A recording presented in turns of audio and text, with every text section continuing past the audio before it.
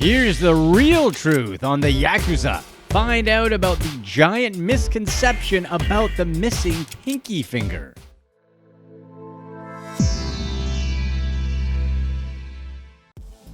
Number 10. Legality. While the Yakuza aren't generally viewed in the best light, they are actively trying to rehabilitate their image in the public eye. However, the most curious thing about the Yakuza is that they're able to operate in the open. They're actually accepted within the Japanese government and the culture. Why? It's because they're seen as a necessary evil in any society, so they're allowed to operate under a watchful eye. They were long tolerated for ensuring order on the streets. If you think about it, what's worse, organized crime or disorganized crime? Yakuza have long occupied a peculiar gray area in Japanese society. It actually isn't illegal to be a Yakuza member. Each Yakuza clan has its own headquarters registered with the police. It's easy to find out where the headquarters are for any clan, as it's publicly listed. However, even though the government allows the Yakuza to operate, stiff anti-gang regulations also make Yakuza life a struggle.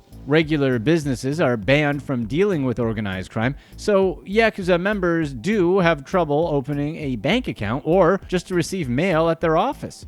Number 9. That corporate money. When it comes to money, who has the most? Okay, aside from the government. Really, the question isn't who, but what. Corporations are the entities that theoretically have the most money, but really, the people who own the companies are still vulnerable. When times change, you have to adapt, and this is the way Yakuza have come up with a way to get what they want. This is done through people known as Sokeya, who are essentially corporate blackmailers. What they do is that they start buying shares of a company. They do it steadily and silently, and only just enough to get themselves invited to the shareholders' meetings. And that's when the game begins. They start digging for skeletons in the closets of the leadership of the company, and then basically blackmail them in addition to other tactics. The leadership has to do what the Yakuza wants, or their dirty secrets will be exposed, whether it's made up or not. This is in fact a pretty convenient arrangement, and people are never threatened directly, but they're threatened in a roundabout way. In fact, Sakeya has become so prominent that the Japanese government introduced laws that made it illegal for companies to pay off Yakuza blackmailers. Number 8. What's the curve? To get in the Yakuza, you have to take an entrance exam? Yes! Yakuza members can't exactly just waltz into the Yakuza lifestyle. In 2009, Japanese police found an exam that the Yamaguchi Gumi clan came up for its junior members. It was a 12-question examination that tested knowledge about responsibilities and permitted activities. The examinations were supposedly started after the Japanese government passed harsher laws against organized crime. The topics in the exams ranged from vehicle theft to dumping industrial waste. The leaders thought that it was a good idea if its junior members were aware of specific laws just so that they don't find themselves on the wrong side of it. By ensuring that the junior members have a knowledge of the law in the right areas, the leadership was hoping that they would be able to reduce high-ranking members getting sued. Not a bad idea if you're asking us. Number 7. First on the scene. What may come as a surprise to many people is that the Yakuza aren't actually all about crime. As it turns out, they also care deeply about Japan. They're often the first people on the scene after natural disasters. They bring relief and supplies with them and use all their resources to help people that need it. Many people view it as an attempt to improve their public relations, while other people believe that this philanthropy stems from a genuine concern for the people. In 1995, the Yakuza used boats, scooters, and helicopters to deliver supplies to people in Kobe after an earthquake. In 2011, when the tsunami hit Japan, the Yakuza were among the first to reach the affected areas. It's safe to say that these philanthropic activities aren't without their benefits either. Whenever there's destruction, there's money to be made in terms of contracts for rebuilding. But supposedly, such actions also stem from Yakuza knowing what it's like to have to fend for yourself without any government or community support because they're considered outcasts. It's also because of the Yakuza's so-called Ninkyo code, which values justice and duty and forbids allowing others to suffer. Well, whatever the reasons, the Yakuza are among the first on the scene for relief efforts. Number 6. Actual scoop.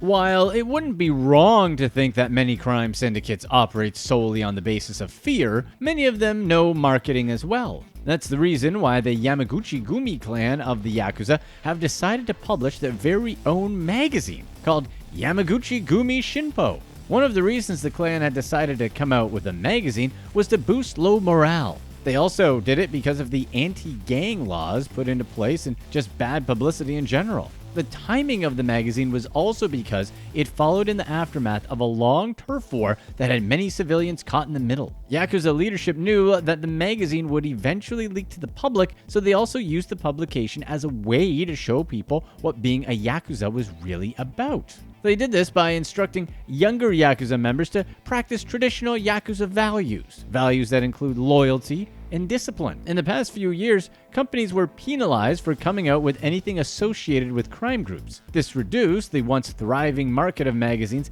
and manga comics that detailed Yakuza activity. Maybe this magazine looked to fill that gap. Number 5. See you in court. Being a part of the Yakuza doesn't mean that the Yakuza are above the law. At least, not in the sense that they can't be sued. One Japanese bar owner's place was burned down after she had paid protection money to the Yamaguchi-gumi clan. So she sued clan leader Kenichi Shinoda for failing to protect her bar from any damage caused by his own members. This wasn't the only case of civilians officially suing the Yakuza. When another clan of the Yakuza began to have trouble with a rival faction in the streets, the residents of the neighborhood decided to sue to evict them from their headquarters. A lot of the residents were afraid of getting caught in the middle. And funny as it sounds, the Yakuza have also not shied away from filing lawsuits themselves. For example, one Yakuza syndicate called Kurikai was labeled dangerous by the police. So what did they do? They filed a lawsuit saying that the labeling was against the Constitution of Japan, because none of the other gangs in the area were labeled dangerous as well. Number 4. Government crackdown.